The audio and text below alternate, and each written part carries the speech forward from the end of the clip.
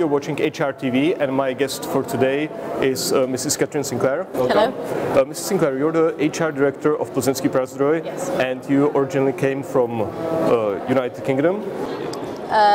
Yes, although I have been to a few places in between. How long have you been in the Czech Republic?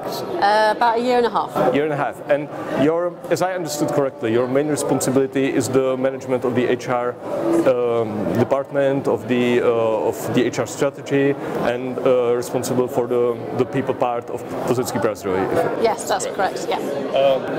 Your presentation today was mainly at the conference of People Management Forum, was mainly aimed at the work flexibility and the flexible jobs. What is the main purpose of this kind of activity in the Czech Republic, and maybe comparing it to the United Kingdom or England? Yes, I think flexibility has become more important over the last few years, mainly because of the changing dynamics of the workforce, but also because of the way technology is evolving, as we know, across the kind of world. So people no longer have to be restricted to a desk. People want different lifestyles. The new generation are looking for more work-life balance, and we have an ageing population that are also looking for different aspects. So I think what we've been doing in Plzeňský Prazdroj is trying to work out what does our workforce need now, but also for the future.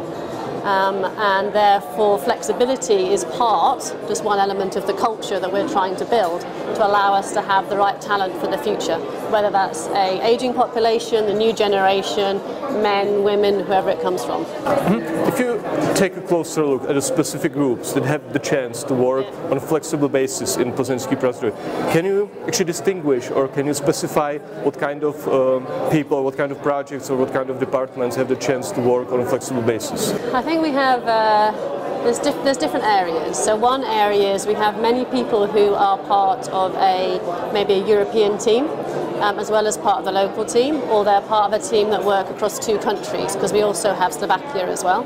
So I think if you're working in two teams, and therefore you don't necessarily always have to be at a desk, you can work sometimes from home. So a lot of our employees, especially our office-based employees, get a balance between working in the office and working at home, and we find that works really well to allow projects to be done. I think the other side is around flexible working hours. So we have flexible working hours in terms of the morning, start and finish, which again allows people to balance their childcare or parents or their work life to be able to start and finish. The key is about output.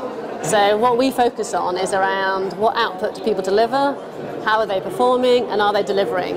How they do that, obviously, is down to them in terms of what that looks like.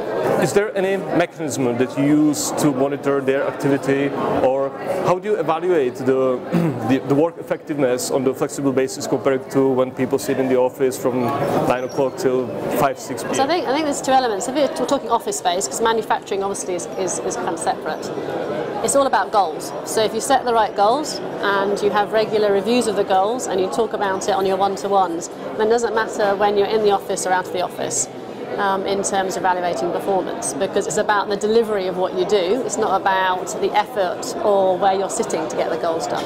So as long as people are working with the right people, as long as people are delivering the right goals, then that's okay. But we've still got a long way to go. We still got, we're still on a journey to creating the right environment. You, during your presentation on the panel discussion, mentioned that one of the reasons that flexible jobs were created in England, as we know from Top Gear, is that in England it's sometimes very difficult to get from one place to another on a car, especially on a car.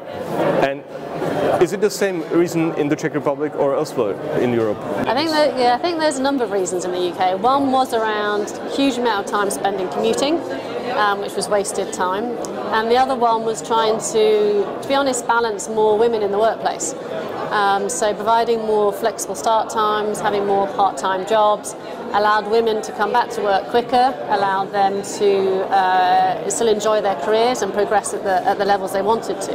And I think in the UK that was about 15 years ago it started to trend through. So I think there's probably more of the two reasons at that time.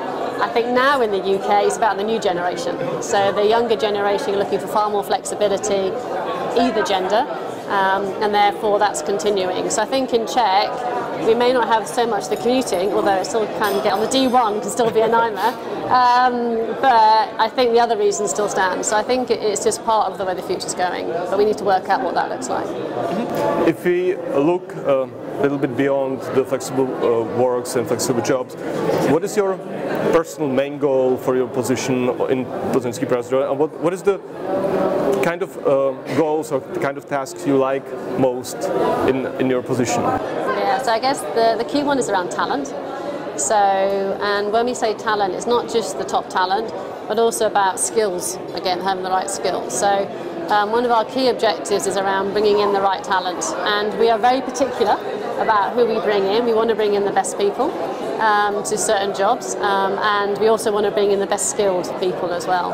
So I think that's been a big focus for us for the last 2 years, is about changing some of the mix of the people that we've got to ensure that we've got the right people for the future, and that continues. And part of that is around what kind of young generation do we bring in. So we just launched a new graduate program about leaders for the future. It's about getting the best talent from both Czech and Slovakia, externally graduates, bringing them in and offering them a real fast-track career. So that's something that we're quite proud of and quite excited about. I think the other element for us actually has been around change. So we've been through quite a lot of change over the last 18 months, and I think one of the key roles of HR is actually be able to facilitate and lead effective change management in a way that's right for the business, but also treats the employees in the right way.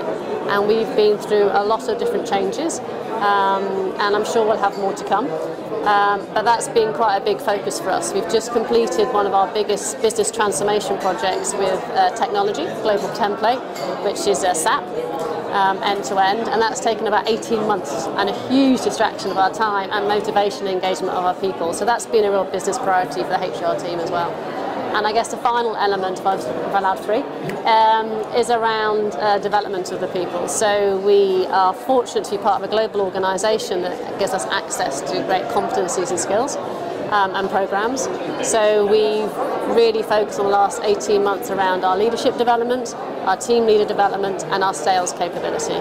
So we're in the second year now of our sales academy, and we just launched it in Slovakia as well. So I think that's been our real focus, has been capability, talent and change. Okay. You mentioned that you now try to attract the best talents possible. You try to focus on really bringing the best people to Plzeňský Prazdroj. What is the key element of this HR marketing strategy? You mentioned this graduate program, but as I understood correctly, talents are not only the graduates. What kind of tools do you use in HR marketing to attract the right people, which is especially quite difficult in the current economical situation? Yeah, and I think it has been quite a struggle. So we tend to use a range of ways of attracting talent. Obviously, we're well known, that helps. And we have a good reputation as a great employer brand. So we tend to find when we start talking to people, they know of us, and we get a very positive reception, which is great. But we use a lot of social media, LinkedIn especially in terms of one of the areas. It's a little bit of headhunting, but we have our own people that can do headhunting as well as using external advertising. So we basically use the full range, but the last 12 to 18 months is much more around social media, much more around Facebook, much more around LinkedIn, and trying to follow people as well. And the other thing we do is we market map. So we work out where all the best people are currently working and try and tap into them. Katrin, thank you very much for today's discussion. I wish you all the best in your career and your personal life, and maybe I'll see you sometime in the future on HRtv. Okay, thank you very much. Cheers, thank you. Thank you. And I would like to thank our viewers for watching, and see you in other programs of HRtv. Bye bye.